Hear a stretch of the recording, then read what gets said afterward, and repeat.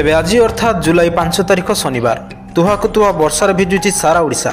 आसंता जुलाई 7 तारिख पर्यंत बिजुली घड़घड़ी सहित वर्षा संभावना रही। आज 15टी जिले में मध्यम वर्षा और 7टी जिले में प्रबल वर्षा संभावना नहीं सतर्क कराई पाणीपाग विभाग।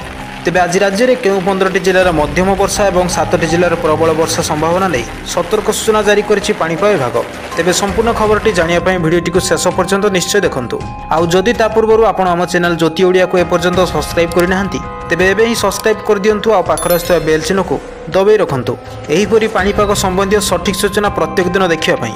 तेबे आगामी 24 घंटा मध्य बिजुली घड़घड़ी सहित प्रबल वर्षा पर सुंदरगढ़ झारसुगुड़ा संबलपुर और बरगड़ जिला को ऑरेंज वार्निंग जारी होता बेले बौद्ध सोनपुर कंधमाल गजपति रायगड़ा कोरापुट नुआपड़ा और बलांगीर जिला को येलो वार्निंग जारी कर दैछि। तेबे ओडिशा और झारखंड उपर सक्रिय लघुचाप बुधवार दुर्बल हो मध्य प्रदेश और उत्तर प्रदेश आड़ को गति करिछि तथा यार प्रभाव में राज्य में वर्षा जारी रही।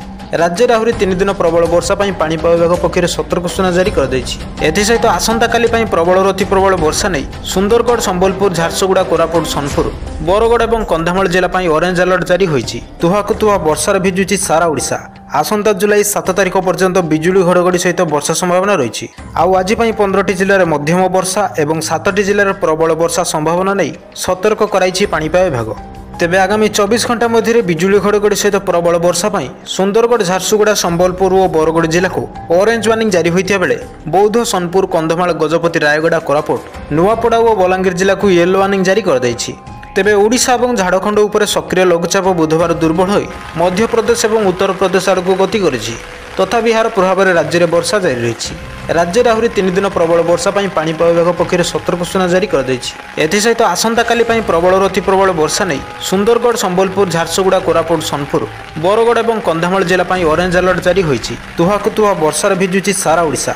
आसंता जुलाई 7 तारिख पर्यंत बिजुली घड़घड़ी सहित वर्षा संभावना रही। आज 15टी जिले में मध्यम वर्षा और 7टी जिले में प्रबल वर्षा संभावना नहीं सतर्क कराई पाणीपाग विभाग।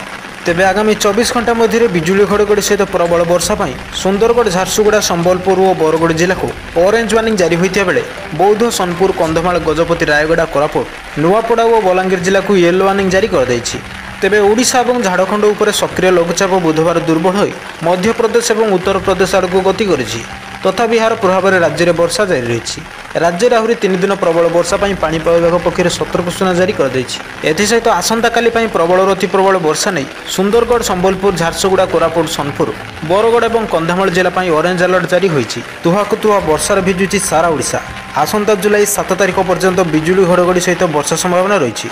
आज 15टी जिले में मध्यम वर्षा और 7टी जिले में प्रबल वर्षा संभावना नहीं सतर्क कराई पाणीपाग विभाग।